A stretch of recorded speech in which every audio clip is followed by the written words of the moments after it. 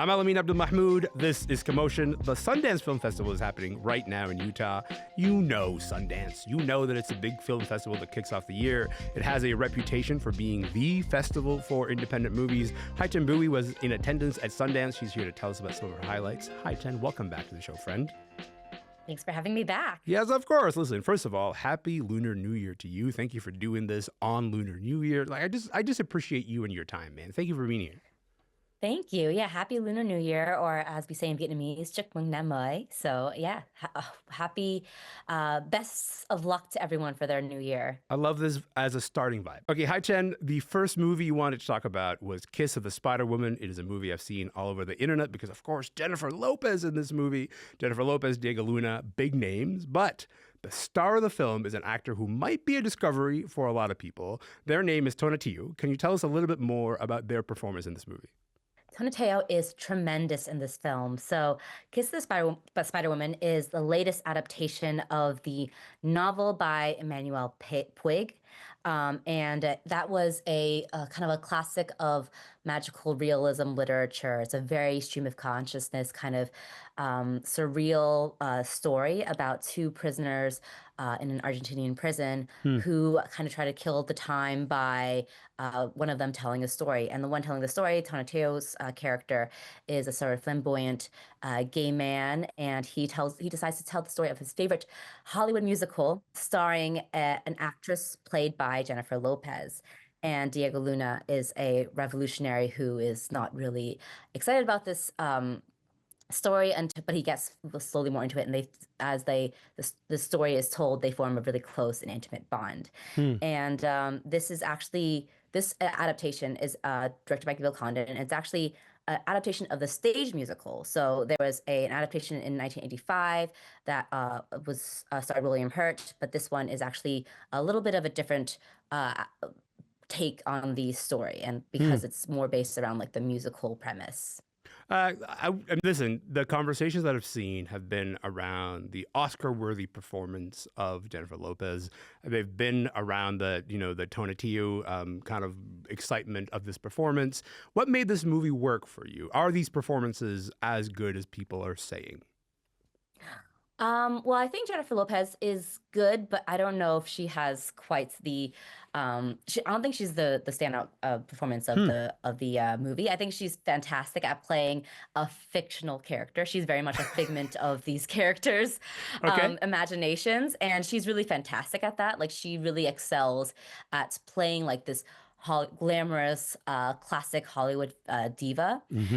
And that's something that I think that's what the movie calls for. But I think Tonatiuh and Diego Luna are the standouts, and that their romance, as what the queer romance of this film, and their intimate relationship and the kind of slow burn intimacy that they develop is the real standout of this film. And I think that they are really, really fantastic, and that this is a film that will be I think that it'll become like the next sort of beloved queer romance of this year. Oh, that's a beautiful thing to say. I think that's like a beautiful sort of promise of a movie to make. And it's worth sort of talking about how the director of this movie, Bill Condon, he wrote the movie musical Chicago. He directed Dreamgirls. He directed 2 of the Twilight movies, which is neither here nor there. But when he introduced Kiss of the Spider Woman at Sundance, he referenced Donald Trump's recent executive order that the U.S. government only recognizes 2 genders. Bill Condon said, quote, "That's a thing this film has a different point of view on." What do you think this movie is trying to say about gender? Well, this movie has a lot to say about gender. So I had read the original novel a while ago, but if I recall, the transgender undertone was not quite as like prominent. But the new Bill Condon movie definitely plays up that facet and really embraces it. So Tonatiuh's character is like explicitly like a transgender woman. They want to be a woman, and that's something that is really built into the fabric of the movie and is done really sensitively and considerately. So I think that's something that makes this movie even more powerful in this, post-Trump, like during this Trump presidency. So yes. I want to get to the next movie that you wanted to talk about. So take a listen to this. Good morning, Angela. What's going on? My grandmother doesn't know I'm gay. Will you marry me? Me? What? My daughter. Marrying a man. It's for the cause. We're helping a gay couple stay together. I'm on my way to the airport. Because Min's grandmother flew in from Korea to meet her future granddaughter-in-law. What are we supposed to do exactly? We gotta de-queer the house. Everything in this house is gay!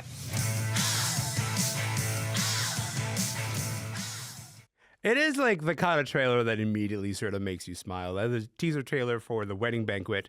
This is a comedy. We've got Lily Gladstone, we got Kelly Marie Tran, we got Bowen Yang, we got Hangi Chan.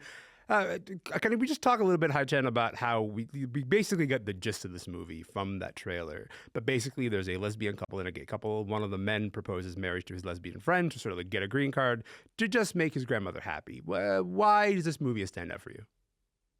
This is such a fun movie. This was the definite crowd pleaser of the festival. Yeah. So this is a remake of the 1993 film of the same name, directed by Ang Lee. And I actually really loved that original version. I was kind of curious how they would update this for contemporary audiences because, you know, it was obviously in the 90s there was more reason for like queer couples to kind of be more closeted. But now, how can this work out? But it helps that there is sort of a more found family element with this lesbian couple and this gay couple who are all friends and decide to kind of create this sort of transactional fake marriage to appease the man's Korean grandmother, where in Korea was obviously a bit more conservative. Yeah. And this movie is so funny. It's so sweet. It's so heartwarming. And it has some fantastic performances from Kelly Marie Tran, who gives this really wonderfully spiky lead turn. And I really actually enjoyed Hangi Chan, who I hadn't seen before. He plays the gay Korean man, and he is fantastic and hilarious in it.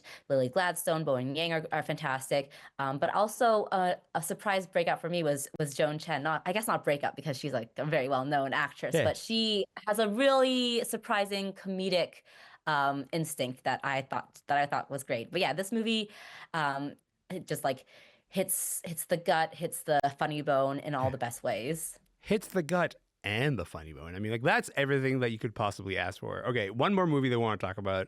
This is your favorite movie of the festival. It's called Omaha. It's kind of a classic Sundance story. This is the first feature film from the director, Cole Webley. No A-listers in this movie.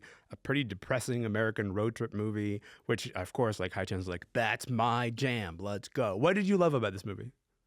Well, this movie reduced me to tears, which is what I loved about it. Yeah. But I didn't know anything about this movie going into it, which I think was a large part of the appeal of this film. It's a road trip film starring John Magaro, who some indie film lovers might know from Past Lives and First Cow. But he plays a father who's really down on his luck and decides to take his two children on a cross-country trip from Utah, where this film is shot, to Omaha, Nebraska, for unknown reasons. So it's kind of a film told from the point of view from the children. They don't really know why they're being kicked out and evicted out of their house. They think that this is a fun family road trip that they can use to just like see the sights, fly a kite on out in the Salt Plains, go to the Omaha Zoo. But it turns out that their father is going through quite a internal struggle because what it turns out, what it turns out is that Omaha, like Nebraska, has these safe haven laws. So in a few years ago, several states passed safe haven laws, and safe haven laws refer to laws in which parents can surrender their children without fear of prosecution, and they surrender their children at like hospitals or fire departments and or police stations. And this whole journey kind of like dawns on you what this father is struggling and struggling with what to do because he really has no means to care for his children. And and Nebraska specifically has a loophole in its safe haven laws where these safe haven laws usually refer to infants, but Nebraska didn't specify the age, which led to dozens of children who were not infants being abandoned.